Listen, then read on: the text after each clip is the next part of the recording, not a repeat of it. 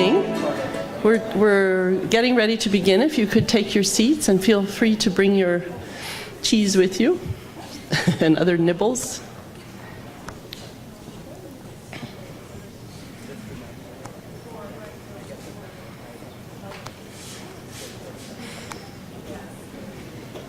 It's been a great and stimulating day. I certainly have experienced that, and I've heard that from many others. So we're looking forward to this evening's session. We're extremely honored to have our guest speaker for this evening, Jan Blommaert. Do I say that right? Is currently Professor of Language, Culture and Globalization at Tilburg University in the Netherlands, and he also directs the Babylon Center for Studies of the Multicultural Society and its super diverse consortium, which you'll be happy to know includes as affiliates us, the Center for Urban Ethnography and the Forum. Until recently, he was also Finland Distinguished Professor in Linguistic Anthropology at the University of Jyväskylä in Finland, Department of Linguistics, and before that, I'm not sure I have the sequence exactly right, but he's also been at Ghent University in his native Belgium and at the Institute of Education in the University of London.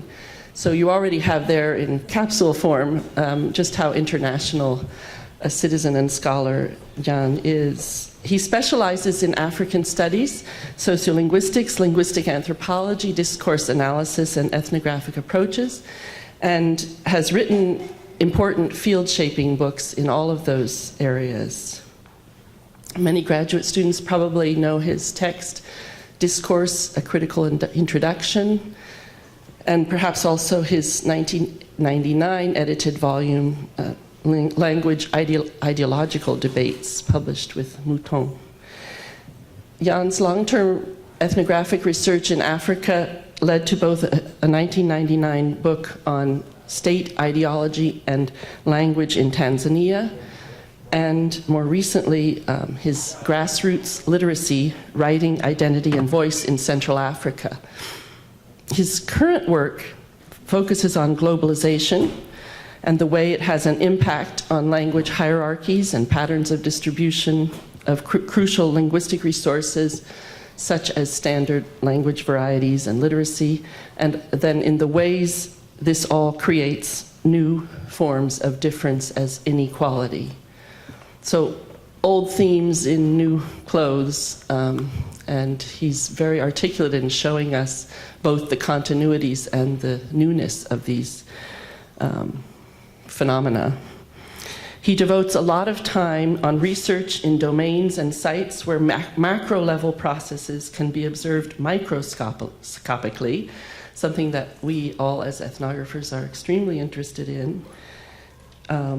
His very readable recent book, The Sociolinguistics of Globalization, which I highly recommend, explores these issues, drawing on his ethnographic research in sites around the world, including with asylum applications in Belgium, with Dutch immersion classes for immigrants in Belgium, English classes in townships in South Africa, as well as his earlier work in Tanzania.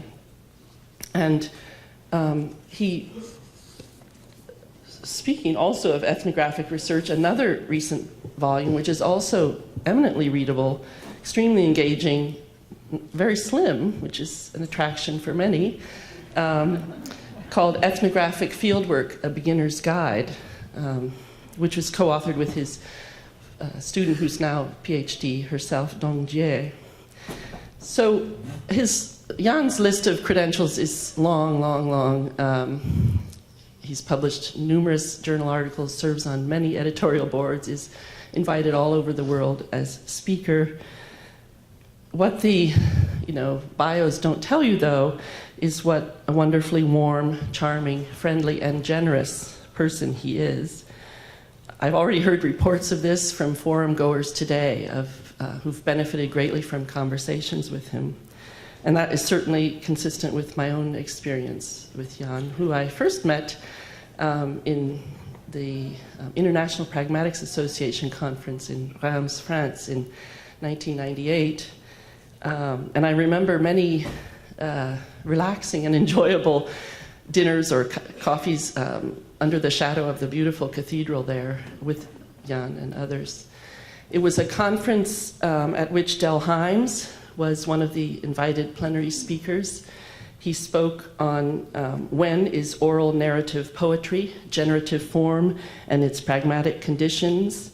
I meant to bring the book. I still have the book from the conference, the blue book. And Blommaert had also organized a panel honoring Hymes, which he called Del Hymes and Pragmatics, and which, we're happy to say, saw the light of day as a published volume just recently in the journal Text and Talk. So this leads to one of the things I love about Jan, and which I think makes him an especially appropriate speaker here at the forum, which is that he's a champion of Del Hymes' work, and a particularly brilliant one. He draws prominently and knowledgeably and insightfully on Hymes' groundbreaking ideas. While he does this, he's illuminating them with his own perspectives, as no doubt he will do tonight when he talks to us about repertoires. I greatly look forward to what you have to say, and please join me in welcoming Jan Blommaert to the forum.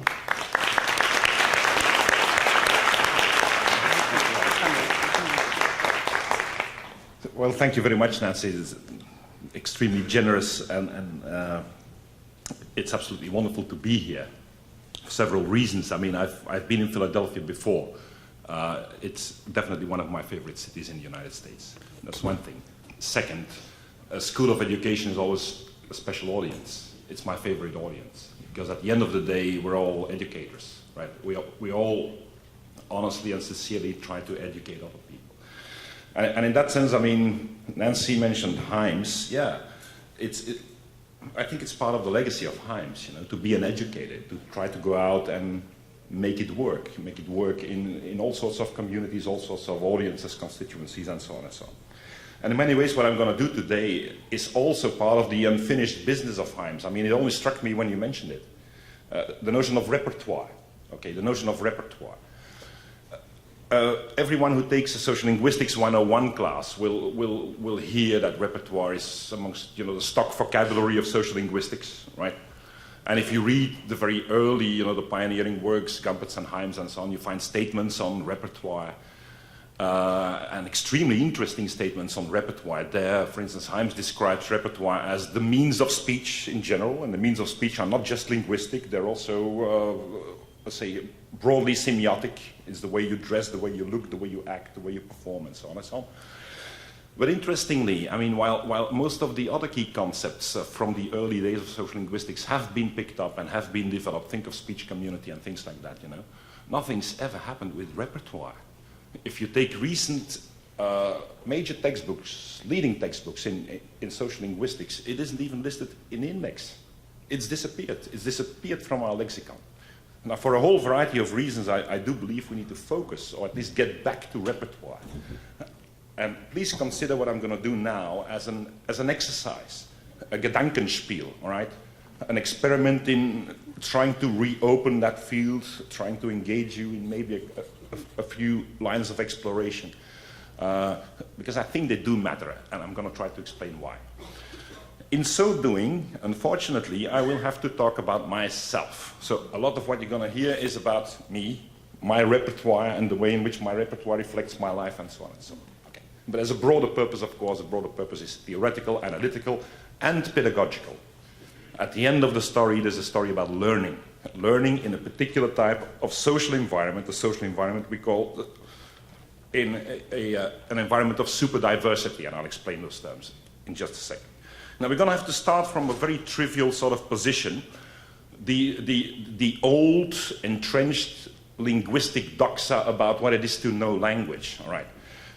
Now, for all of us, I mean, all of us are, of course, vastly more sophisticated than what is here, but you would be surprised to see how overwhelming these notions still are as unspoken assumptions about what it is to know language, what everyone should know as a speaker and as a user of language and so on. basically within this particular tradition, this old linguistic tradition, which you also find in language policy, educational policy, and so on and so on, we still appear to assume that the ideal native speaker is able to produce everything in a language, every sentence in every genre, in every style, with any word, with any grammatical system. All right. So that's the assumption. And another thing is, whenever we use language, or whenever we effectively deploy these linguistic resources, it's an effect of knowledge. Okay, that sort of knowledge, the capacity to produce everything, each and every particular form in that language. And there's a whole tradition, SLA, which is basically focused on the acquisition of this kind of content. So that's the old linguistic idea. You've heard it now. Please dismiss it, because, of course, in the meantime, we got 40 years of social linguistics under our belt, and we know better. Okay, for instance, we know that nobody ever knows all of language. Okay, no one ever knows all there is to be known, for instance, in English or in French or Dutch or whatever. No one. No one can claim that. Right. We also know that multilingualism is always an agglomerate of unevenly organized resources. It's always what I call truncated. So you know a little bit more of one language than of another language. You know particular things in this language that you don't know in that language. For instance, I can speak German. I can understand German, but I'm not able to speak it. And I can read it, but I'm not able to write it. That sort of thing. It's never complete. So always unevenly distributed resources, right? Now, these resources, we also know, are really specialized. They are made for particular purposes. And we are able to fulfill these particular tasks, do these particular tasks with the resources we have. And as a consequence, they are genre-specific, they are register-specific, function-specific, and so on and so on. For instance, academic English, right? And many people who are very good and very fluent in academic English are very poor at shopping in English, right? Or at going to a doctor, or listening to a plumber in English, all right? Or an electrician, that sort of thing. I'm somebody like that. My academic English is okay, but don't send me to a doctor. I'm in deep trouble. And I sound very unarticulated when I meet an electrician or a plumber. Right? We also know, and we know that rather well, that the use of language is not always an effect of knowing language. Many people use language without really knowing it in the sense that we've seen earlier. Right? Many people, in fact, use language for all sorts of non-linguistic purposes. And that's the final thing. The functions of language are just only, in one aspect, linguistic. Okay, but the linguistic functions of language are just one range of particular functions alongside all sorts of other things. Now, all of this we know, right? All of this has been acquired over the past 40 years. And essentially that needs to be our, let's say, point of departure. Those are the assumptions we will have to carry along and now bring to the issue of repertoire. But first, a word on superdiversity. What do we mean by that? For the past few years, we've been involved in trying to formulate a, whatever you want to call it, social linguistics of superdiversity or whatever. Superdiversity itself is a big phenomenon, a big historical phenomenon that has affected the world system in general, and also, let me say, rather prominently, the social linguistic system in the world. Wherever you go, you see effects of superdiversity. Now, historically, superdiversity is essentially let me say, two big phenomena that coincided. The first phenomenon is, of course, the end of the Cold War, and as a consequence, the end of a particular system of mobility within the world. All right. In the 80s, we never saw a truck with a Romanian license plate in Belgium. You didn't see that. Or a Russian, or a Belarusian, or whatever. You didn't see that. Because there were all sorts of different patterns of mobility. So now we are facing new forms of migration, more people from more places moving to more places, right? A new system of migration. As a consequence, in multicultural environments, like here, Philadelphia, the question, who is the other, has become very, very difficult to answer. Very difficult to answer. Who is the migrant? Who is the minority? Who is the diaspora? All right? Very, very hard to answer now. Empirically, very hard. Right? But a second thing that happened, exactly at the same moment was, of course, the rise of the internet and of mobile phones. And all of a sudden, our own ways of communicating and networking and establishing identities and social groups and so on, all of a sudden changed, right? And not only for us, but also for these new migrants who now, of course, don't really need these ethnic neighborhoods anymore because they can communicate with people in New York, in Baltimore, in wherever, you know, London, name it, Lagos, etc. So all of a sudden, it's not just who is the other that becomes hard to answer, it's also who are we? Who are we? For instance, who are my kids? Right? No, but see, I mean, I'm sure you all have that experience, you know, that they spend more time communicating with somebody in Brazil over Facebook or over World of Warcraft than with their neighbors. And have more affinity with that person in Brazil or India, right, than with their neighbors. So who are we? And again, not easy to answer. We have also changed. So it's the whole system of networking, communication, exchange of information, signaling who you are, etc., that has been changed. As a consequence, mobility nowadays is the essential feature of the social linguistic system. We need to start thinking about social linguistic worlds as being dominated by mobility. Individuals are mobile, groups are mobile, but also languages move, right? Messages move, images move, etc., etc. And it really affects the way in which we live in language. And it really affects the stuff we do and are able to do in and with language. And essentially we're facing a huge knowledge problem now. And it's not just us, you know, it's not just us in the field of education, it's also the people, you know, the immigration departments, it's also the health workers, it's also the social workers. We all face an enormous knowledge problem, namely, who are these people? What are their backgrounds? We used to know these migrants, you see. We used to know them. We used to know that they were Muslim. We used to know that they lived in a particular, or at least that they had origins in a particular regions and so on and so on. Now there's nothing we can presuppose anymore. So the whole idea, you know, that being Moroccan in Europe now makes you recognizable to non-Moroccans has entirely gone. If we use that assumption, we make mistakes. Right? And we make them in education, we make them in immigration, we make them in security, we make them all over the place. Right? Knowledge problem. Now, what are we going to do? So, very little in the way of the background of these people can be presupposed, so we need to start somewhere. All right? Maybe we should start looking at what these people really are and what they really know. For instance, in the field of language. And that's what I would, no, first an illustration.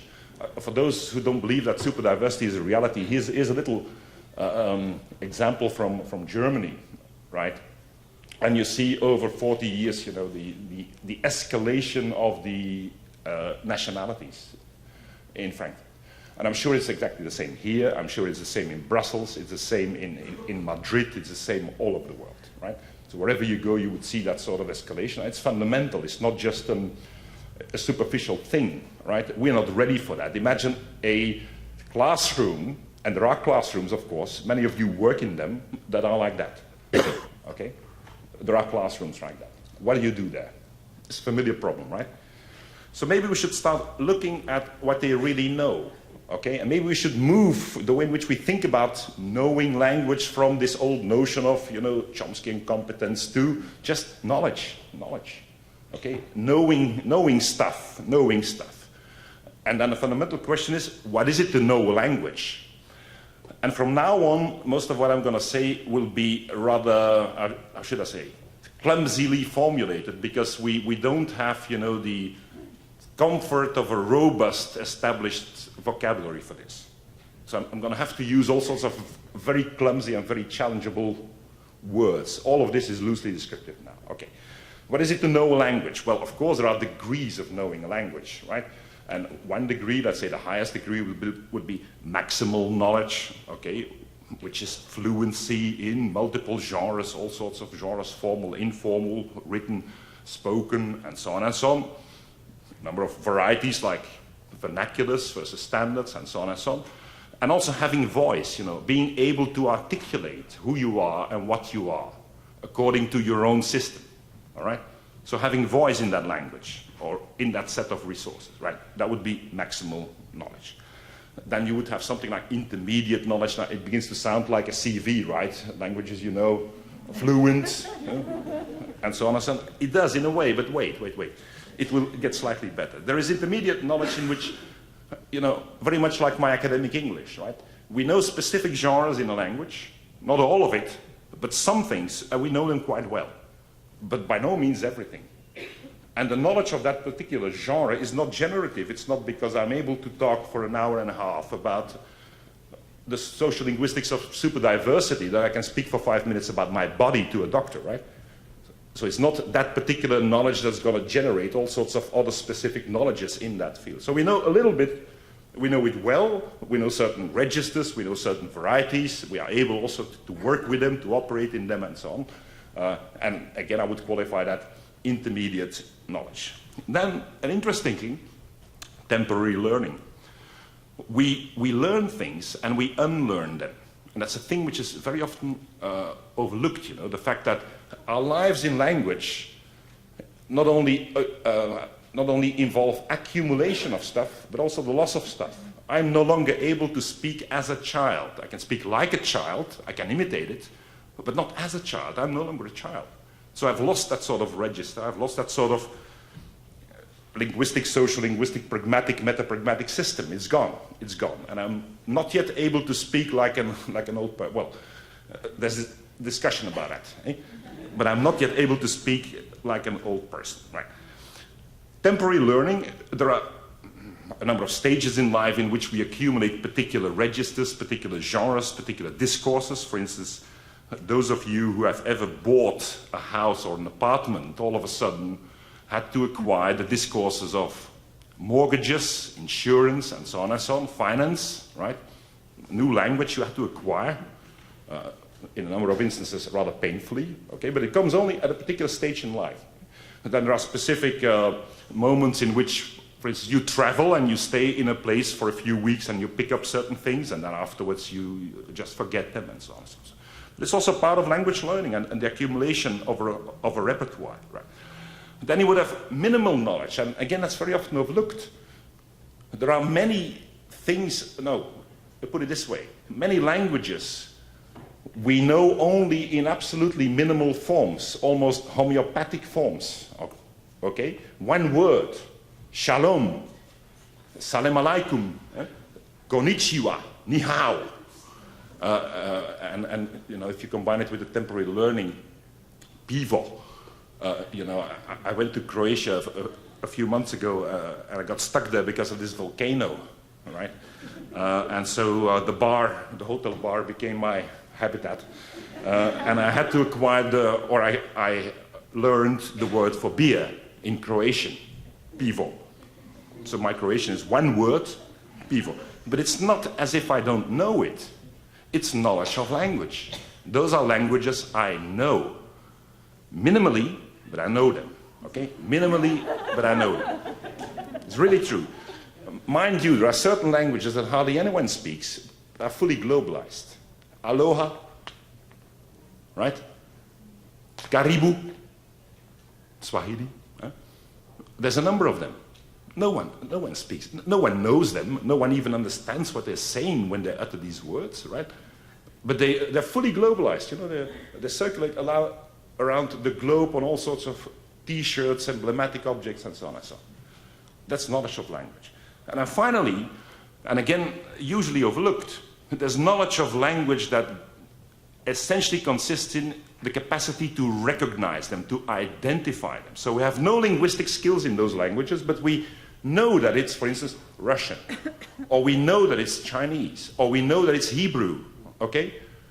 We are able to identify them as languages, as particular languages. And it really doesn't stop there. The moment we're able to identify those languages, a whole, a whole battery of social ideas is being activated about those who speak them. I walk through my street and I hear Arabic. I don't speak Arabic, I don't understand it, but I'm able to recognize it. And so I recognize them as Moroccans. And I got all sorts of ideas about these Moroccans. Jesus, there are many in my street, right? What are they up to? Etc., etc. See, a lot of social knowledge no linguistic knowledge, but it's knowledge of language. And basically, dear friends, social linguistics is about that. It's about the way in which language points us towards society, right? And we study it because we want to understand society. And in a number of instances, you have to start from no knowledge of language. No language, really. Okay? Language that has no linguistic functions, but huge, important social functions. So all sorts of ways of knowing language, okay, all sorts of degrees, and evidently they merge into a repertoire. All that stuff combines in a repertoire, and a repertoire is essentially a biographical thing. Okay? How or why do I have the resources that I have? Well, there's only one answer, and that's the story of my life. It's a story of my life. Why am I multilingual? Well, because in my life, at some point, I needed more than one language varieties. And I went through all sorts of stages in life in which I acquired these particular varieties, these genres, these registers, etc., etc. So what is my repertoire? My repertoire is essentially my indexical biography. Okay, the way in which I have lived my life in language, and a repertoire is the outcome of that. A repertoire is the set of resources that I accumulated in my life. And of course, all of it came into my repertoire through all sorts of different routes, in a number of instances from above, like literacy, a formal learning environment, but in many other instances from below, the informal learning environments, PIVO. I never went to school, in Croatian. I never had any lesson in Croatian, but I picked it up, like so many of you. My children, grow up in an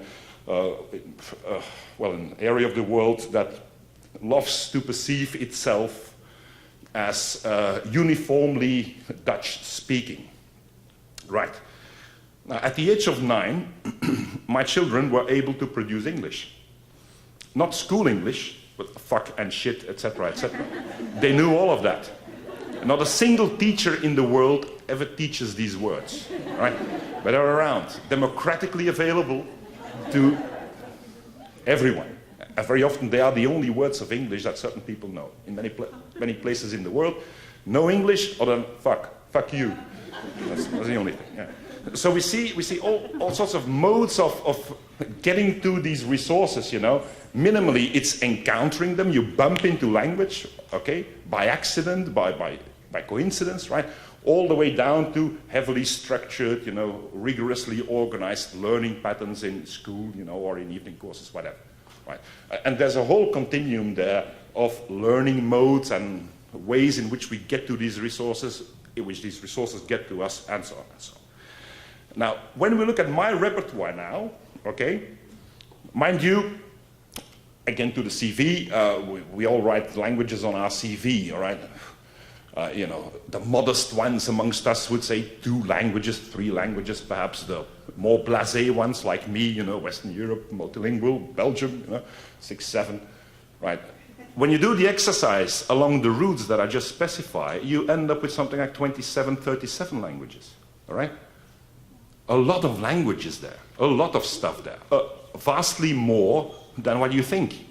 Maximally, I would say Dutch and English perhaps would qualify for that sort of definition. Intermediate French, German, Latin. I'm going to say a word about Latin in just a moment. Spanish and Swahili. I used to teach Swahili in case you're wondering.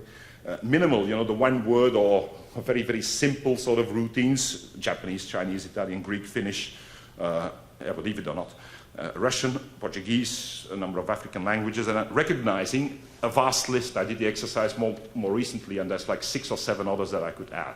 I can recognize, all sorts of scripts. I can recognize all sorts of languages, and so on and so on. So here's my repertoire. Not all of it, of course, is of the same value, has the same sort of range of operation. Only in a handful of these languages would I be able to do a lot. Most of them would be absolutely minimal, but they're vital for all sorts of things I want to do in life. Even the one-word things, Being in Croatia, I need a beer, pivo. It's going to save my life. Belgium and beer, Latin, a word about Latin. It's listed here as intermediate. Now, I went to school a long, long time ago, and I got Latin. I was pretty good at Latin. My Latin was good, as we say. My Latin was good. And then for 35 years, it entirely disappeared until my kids went to school and came home with Latin homework. And that, will you please supervise us? Now, all of a sudden, I had to reinvent my Latin. And my Latin is still very good, right? But, listen carefully now, only as an embedded language. Never on its own. So I use Latin only as an ingredient of Dutch instructional discourse while I'm explaining Latin to my kids. And my Latin is still very good, but it has no existence as an autonomous language, okay? It only has a function as an element of a particular type of discourse. And again, I mean, many languages that we, or at least many linguistic resources that we use because we use others, because we use all sorts of other resources, you know, and not one without the other. They can only operate when they are joined, right? When they operate basically together. And okay, this is my repertoire, my indexical biography. Behind every of these languages, there's a story of acquisition, of getting into them, the ways in which I got to them, the ways in which I acquired specific resources like literacy or, you know, reading capacity and things like that. I mean, essentially, the whole story of my life is there. And evidently, you see that all of these different blocks of languages, language materials, reflect very different forms of sociality. The way in which I interact with people. It's evident that, you know, for Dutch and for English, I had long, extensive interactions with large groups of people, right? Not with Hebrew, not with Albanian, not with Hungarian. Just fleeting encounters with those languages. In my street, picking it up, hearing it, being able to recognize the script because of a few peculiarities there, right? So it's all there. So essentially, this is my life as a history of encounters and engagements with other people, right? And in that sense, an indexical biography, a biography of the way in which I have used language to do my thing with other people in a variety of ways. Encountering language, I mean, no, let me put it this way. Recognizing these minimal and superficial, let's call them superficial for the moment, forms of language knowledge is essential because when we want to understand language in the context of globalization, we have to realize that a lot of what we see in the way of language is an effect of encountering language. Not of deep learning, but of encountering language. Let's have a look at a couple of examples, right? This is from my street. My street is super diverse, and you have these you know, internet shops where you can make very cheap phone calls, right? And they announce the rates, okay? The rates are very cheap. And so they write the names of these places in which language? Would it be Dutch? Would it be English? Would it be, what is it? It's hard to say, in anything. So in anything which is available, including in the Antwerp dialect. Now, I would like to see if I can use no. It's Peiro, Peru. That's how they pronounce that in Antwerp. Peru. That's how they pronounce it locally. And that's how they hear that word being spoken by the local people, right? And that's how they start writing it. Everything is a resource. Everything is a resource. So everything we have, and which is easily accessible, we gather, and we start building stuff with it. Dramatic orthographic errors, I mean, any teacher of any language, I mean, assuming that we would be able to define in which language this is written, right? But any teacher would get cramps because of this, yet it communicates. It works, right? Dramatic orthographic misery, but it works. Okay, encountering languages. Very superficial ways of getting linguistic resources into your repertoire. Whatever is available, you pick it up, you use it, and so on and so on. But it works. It works. The same here. I mean, a lot of language is being used without people knowing what it means, one hopes. Eh?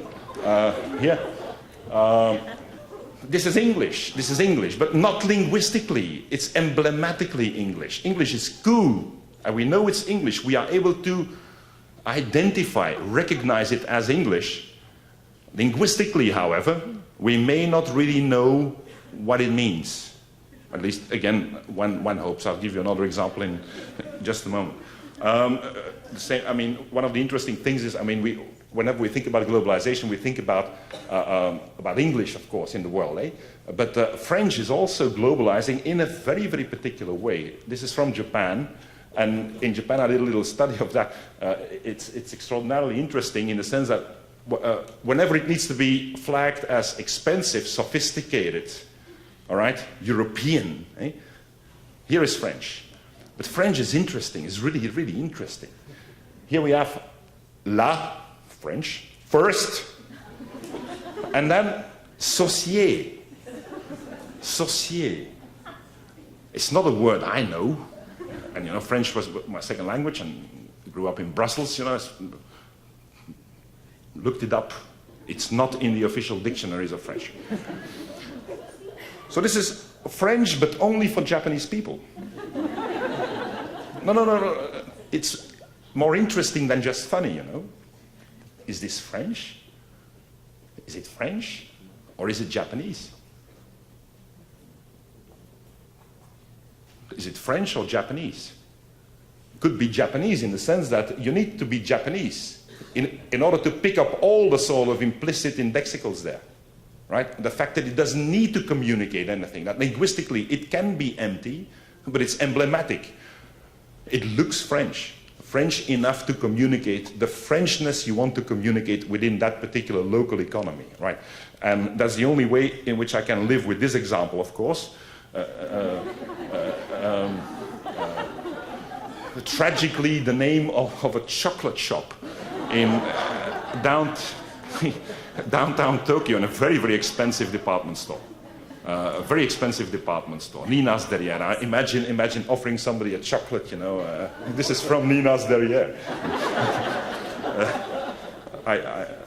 I confess that I sometimes dream of that sort of things. But again, it looks French. It looks French. Look at the lettering. Okay, this is Toulouse-Lautrec signing an impressionist painting. Right? It's that lettering, and it's all there. The accent is there. The accent grave is there.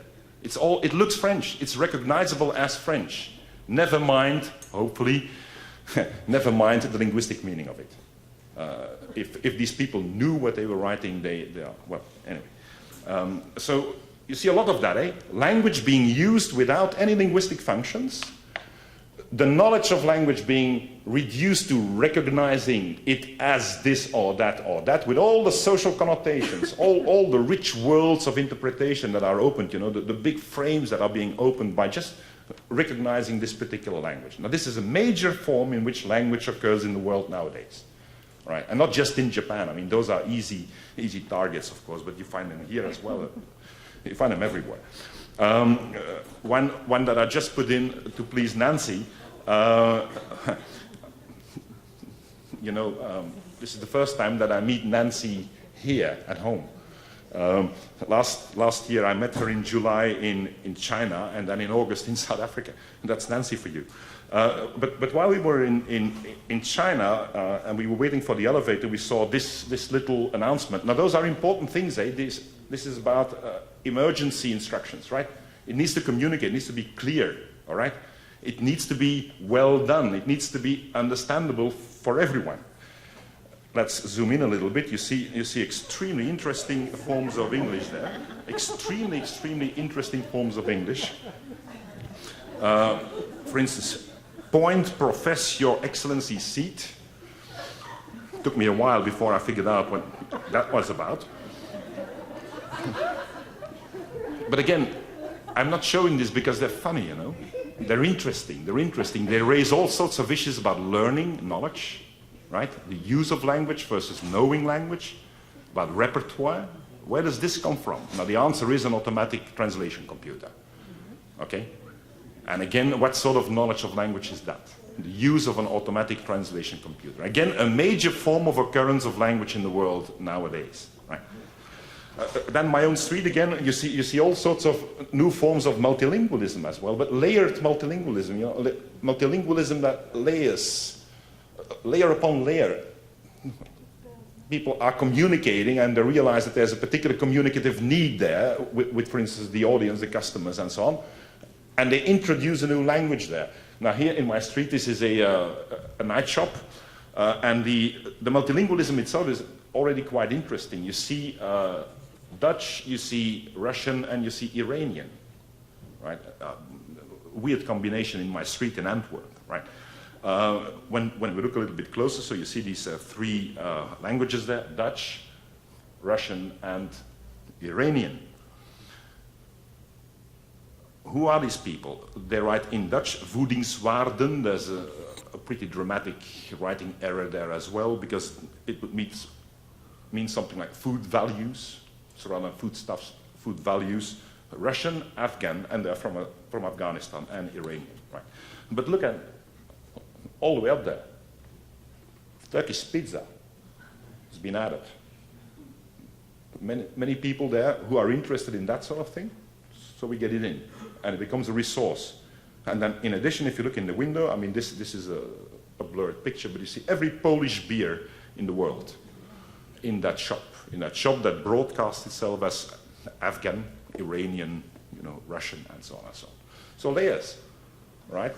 At a given moment, just opposite this particular shop, there's a building, which was divided into small studios and mainly occupied during the week by East European builders, people who work in the construction industry, and who are basically commuting every Monday from Warsaw, Krakow, and so on, and leave again on Friday night, and they want their local beers, all right?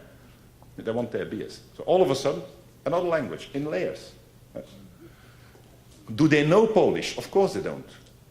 Do they know Turkish? Of course they don't. How good is their Dutch? We've seen it, right?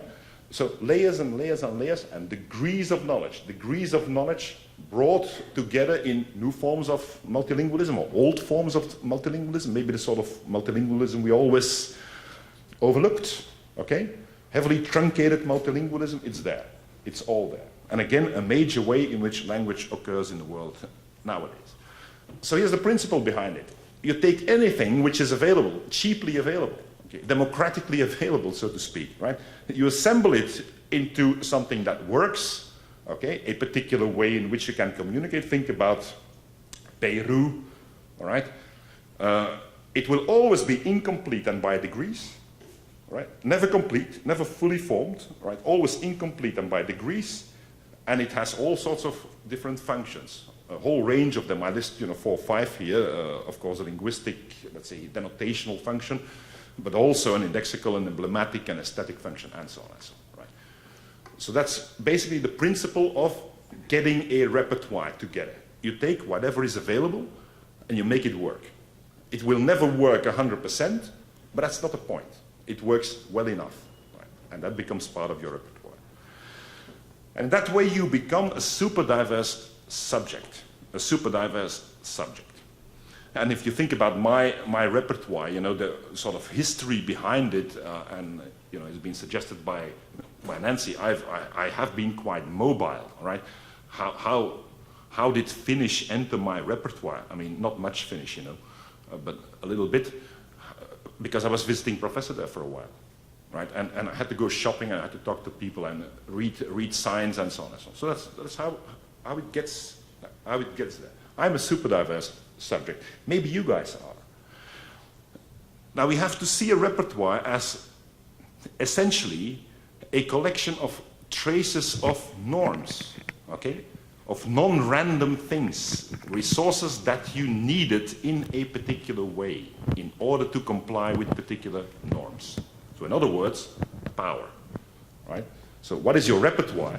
It's a whole collection of the way in which you moved through all sorts of normative spaces in life, okay? And the residue is your repertoire. The residue of that is your repertoire.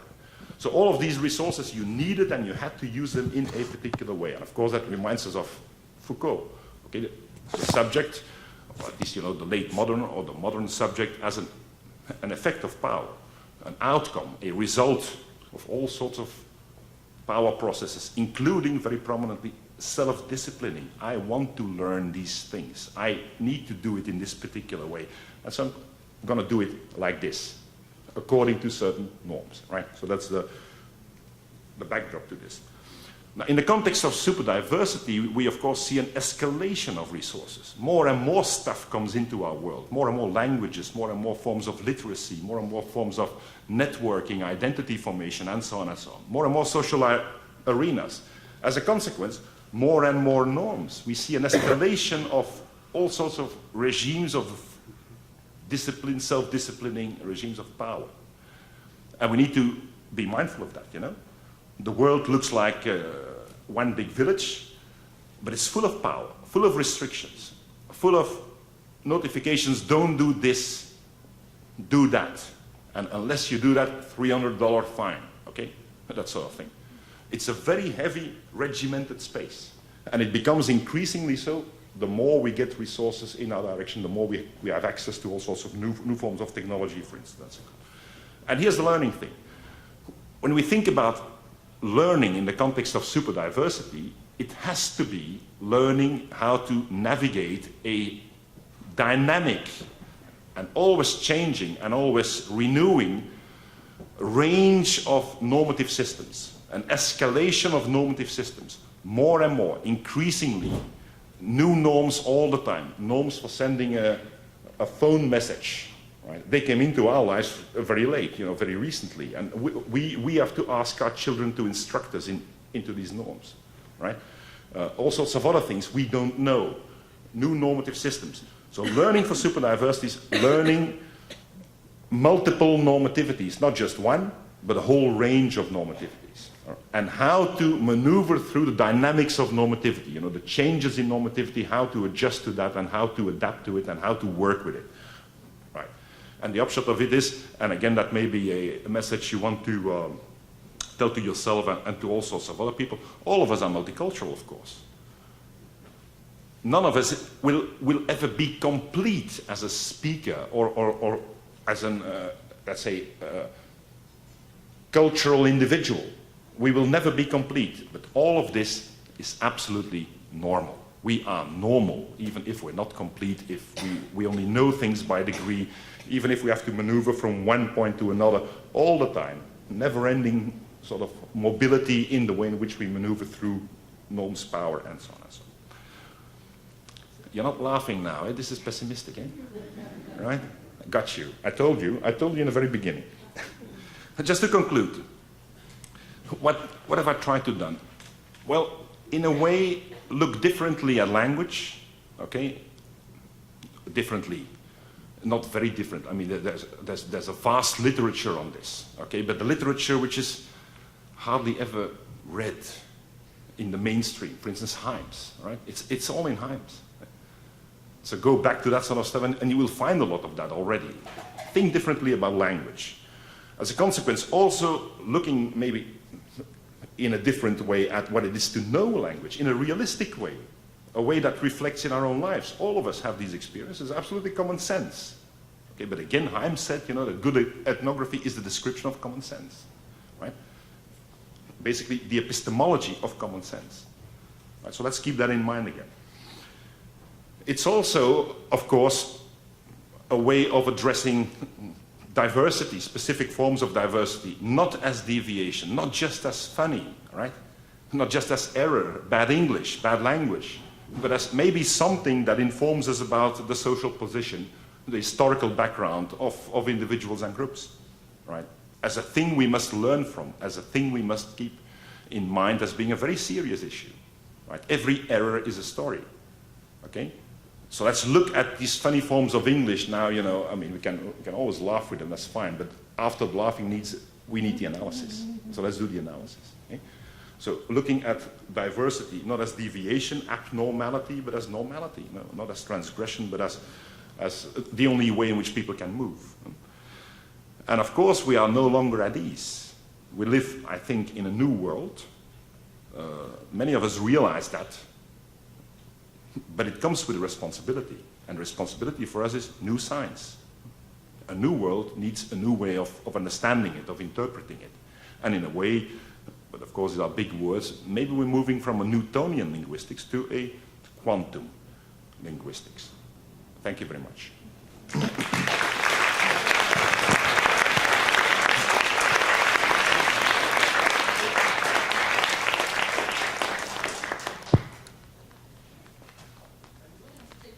Oh, yeah, sure.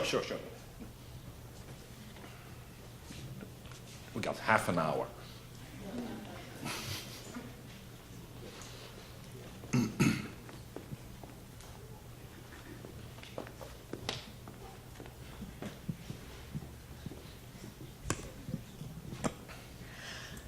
Oh, yeah. So I'm just curious as to, it seems like a lot of these, besides these emblematic or semiotic forms of English, it seems like a lot of these notions of super diversity are dealing with highly mobile populations, Yeah. regardless of the reasons for that mobility, whether it's economic reasons or... So I'm having trouble formulating exactly how to ask the question, but how can these ideas be applied to the non-mobile populations of the world? The non-mobile populations of the world?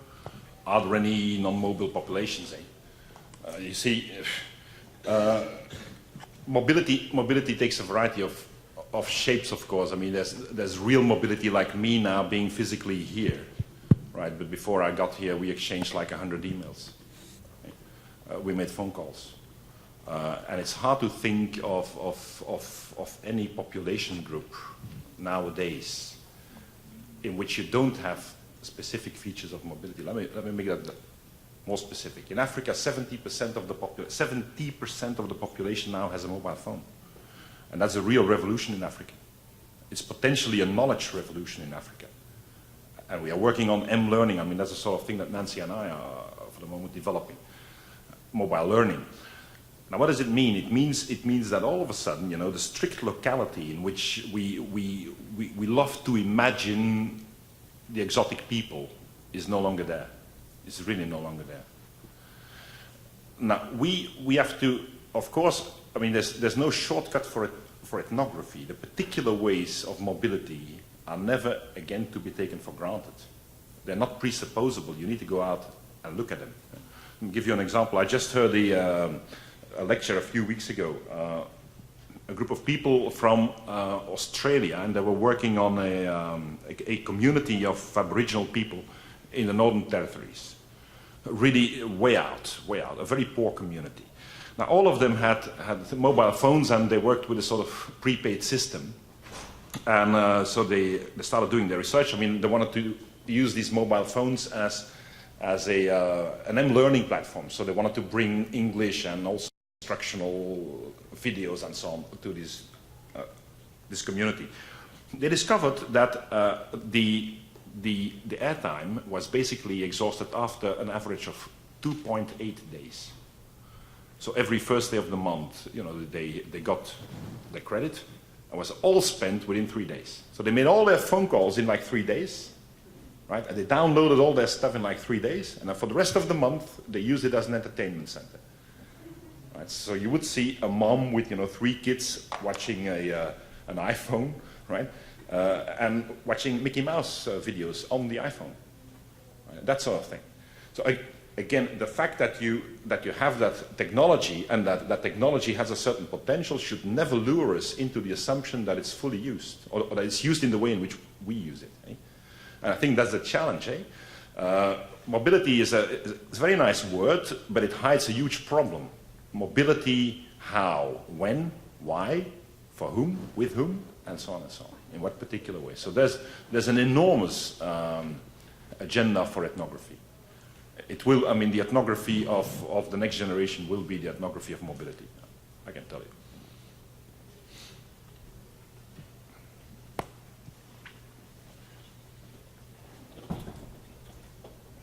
That's a big problem, as we know, eh? Shall I tell you the reason? Traditionally, not just we, but ethnography always assumed a synchrony. So you go, you observe, and you leave, and then you describe the system. In the Saussurean way, you know, a particular synchrony, that's gone. We are witnessing the end of synchrony. So if we have to do an ethnography of mobility, our old object is gone. And all sorts of new issues about generalization and so on and so on will be coming up. So work hard, guys. Work hard. Do brilliant PhDs. We're going to need it. Thank you so much for your talk and for the work that you do. The question that I have based on this talk is, and related to some of your other work, is, are you seeing instances of advocacy by people who are multilingual, who are experiencing the mobilities and the multilingualism as you describe it here, as super diversity? What instances of advocacy are you seeing? Advocacy in the sense of trying to find ways to get organized. There's a lot of that. There's a lot of that. But you see, the traditional forms of advocacy, again, are based on community identification, right? So we know the group for whom we want to be advocates, right? Or with whom we want to organize advocacy. And again, that's become very, very elusive. And will be increasingly so. It is clear, you know, that many of the traditional diacritics of identifying groups like ethnicity, race, language, you know, are highly problematic in whatever we want to do. That's a problem for everyone. It's a problem for the oppressor as well, right? Now, the only answer the oppressor has is, let's just wipe them out, all of them, all right? If we're not sure who it is, you know, let's get all of them. Let's increase surveillance for the whole of the population, not just for particular groups, because we don't know these groups anymore. So for them it's a problem, but for us as well, it's a problem for everyone.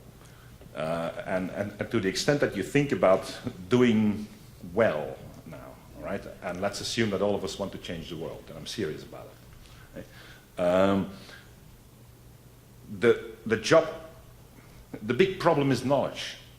Knowing who is there, all right, and how these people live and what the real issues are in their lives. Now that can lead to entirely different, unfamiliar configurations of people, right, organized along lines we don't even know, okay, and it will affect the ways in which we need to organize ourselves as you know, being involved in advocacy, in empowerment, and so on and so on. Yeah, no longer at ease, you know. And I'm going to have to repeat this over and over again, you know. At that point, you know, the news is not good, you see. We're going to have to rethink a lot. And not just at the surface, but very, very deeply. The government won't do it. We will have to start it, right? And we are in the front line. Yeah.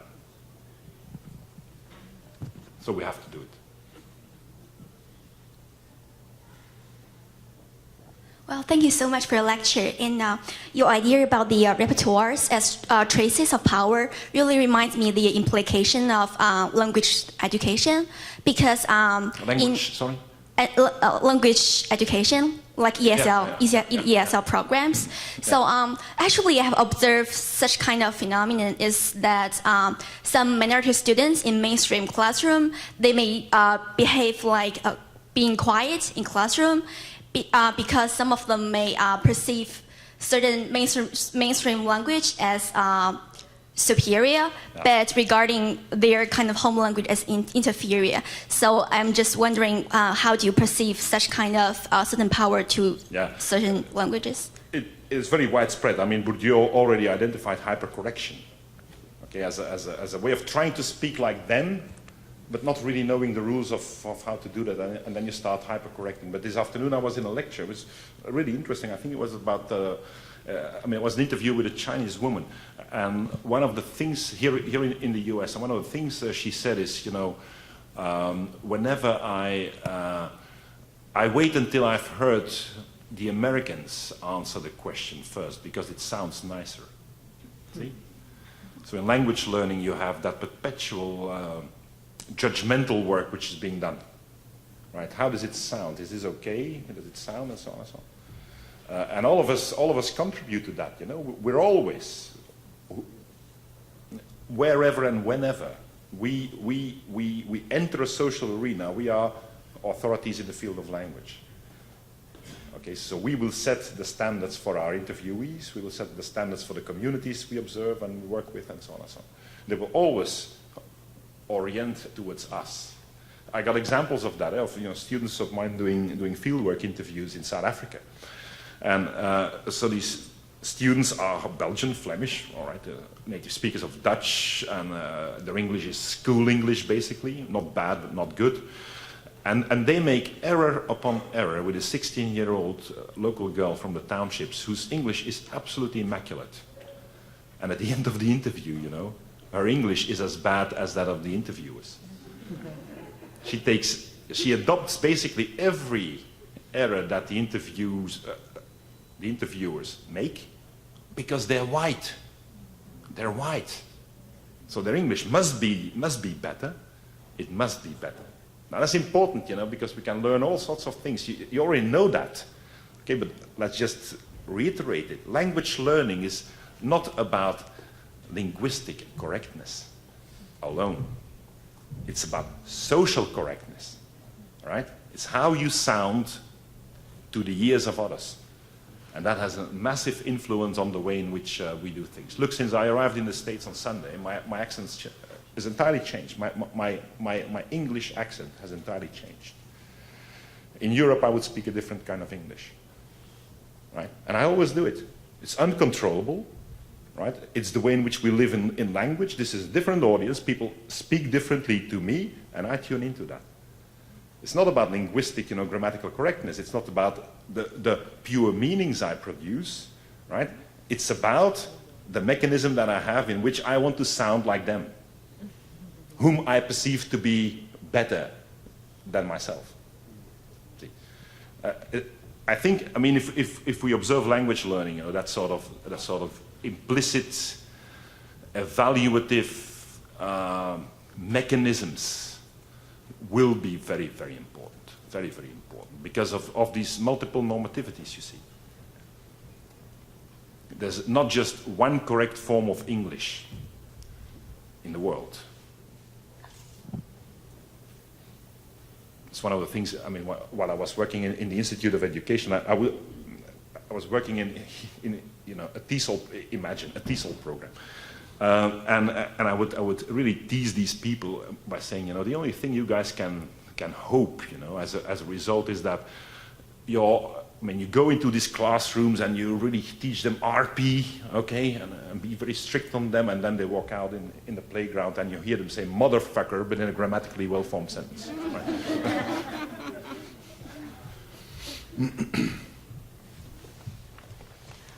Hi, thank you for your lecture. Really interesting stuff.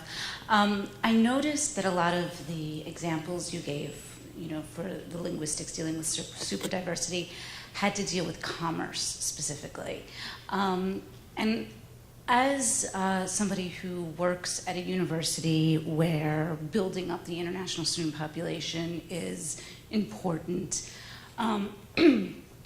your examples started me thinking about, in relation to the question that was just asked, about wanting to create an international student population for the commerce, for actually bringing in the money, and people saying to create a more dynamic population. But we all know what is driving that. Just like in some of those stores that you showed, it wasn't being kind to the population that made them put the different translations up there. It was making more money.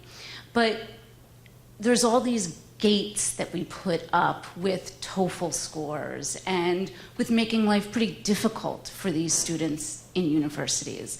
So I'm wondering if you see as this driving need for commerce as in some ways being, it's probably too simplistic to say this, but a friend to this idea of the way in which super diversity can be a healthy. Do you get where I'm going? Yeah. Yeah. Well, you see, the problem is if you think commerce, then you think competition. Okay? And in the field of language teaching, for instance, English teaching, we know that we are not alone. As not-for-profit organizations like universities, right? I wrote a little piece, and it's also in the globalization book, on selling American accent over the internet, right? Specifically targeted to people in India who want to work in these international call centers, right? In India, usually, I mean, if you get there already, it means that you've gone through an excellent secondary school in which your English is immaculate, only you have an Indian accent. But it's really good English, right? And so English is not enough anymore. And so that's the formal education, right? That's the state providing standards for English, not for accent, but for English, right? Then you want to move up. Now, all of a sudden, there's a number of international providers who say, well, you don't sound right. So spend, $12,000 on American accent over the internet, and then you will be allowable. So we are in a fiercely competitive environment when it comes to language. Language is a huge commodity in the context of globalization. Huge commodity, especially English, of course, but not only English. Right? And it means that while we look at our own product, okay, we always need to look at the product of the competitor. And again, the only thing I can observe now is rather pessimistic. We always go down, right? We scale down to them, more standards. More rigor, less flexibility. You can see flexibility as a space for innovation of language, right? No, none of that. Yesterday's language, that's the best language. Okay? And we're going to get ourselves into deep, deep trouble because we're just not competitive with that product, you see. We need a different vision of language. So do you see university as a place where multilingualism might eventually take hold because of that competitiveness? It already does. Because, I mean, the university is not just a lecture hall, right? Universities are historically, as well as now, always multilingual places wherever you go. Always. With the exception of the lecture halls. But, I mean, we do have a bit of a tendency to think that everything happens. I mean, I have to start elsewhere. And it was a problem that I had in the Institute of Education as well. The idea that when we think about education, we think about schools, and we think about the classroom, what happens in the classroom. And then we think that all the learning in the world happens only there. It's no longer true, of course. It's absolutely not true. And we need to realize that if we think about a school, that we need to look at the school, look at the neighborhood, all right? Look at the country, perhaps. Eh? And it's the same with universities. Universities are vibrant environments for language learning, right? Except in the lecture hall. Everywhere else, you pick up the coolest English in the world here, within a square mile from here. The coolest English, right? But not in the lecture hall. In the lecture hall is boring English. It's yesterday's English. See? So we need to start thinking about what we do with, for instance, multilingualism and universities. We need to start thinking about a community that spends half of its, no less, 1/3, 1/4 of the time here doing your program, and all the rest living, right? They're working in bars. Okay, that's where they learn English, right? They're working in hospitals, cleaning. That's where they learn English. Right? It's not just here. And guess what, maybe the English they learn there would be more lasting and more valuable for them than the English they learn in our lecture rooms. I said in several papers today where you saw people, and I've heard that before as well, people who are not really fluent, non-native speakers of English, not really fluent, okay? But they're fluent when it comes to all sorts of discourse fillers. And a few weeks ago, I was listening to Ben Rampton, and he gave this example of a man from India, really not fluent, really very basic and very shaky English. But when he said right, he used the glottal, right. Deep London accent, deep local accent, absolute fluency for that one word. Now, where did he pick that up? And I saw examples today, of people who are not entirely fluent, but use, these typical young American expressions like, you know, I guess, right? With absolute fluency in exactly the right space and exactly the right slot, right? They're not very fluent, but they're fluent there. Do you teach that sort of words? No, you don't. Again, there's not a single teacher in the world, that teach them to say, and I was like surprised. Okay?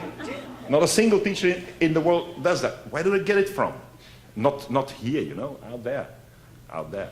So if you think about language and a university, think about an area, an extremely multilingual community with all sorts of differences in access to resources, backgrounds, and so on and so on, that will have to do something. And maybe activities, thinking about activities may help us on our way. What do people do? What sort of language do you learn if you sit into a lecture in which you have to be silent for 2 years?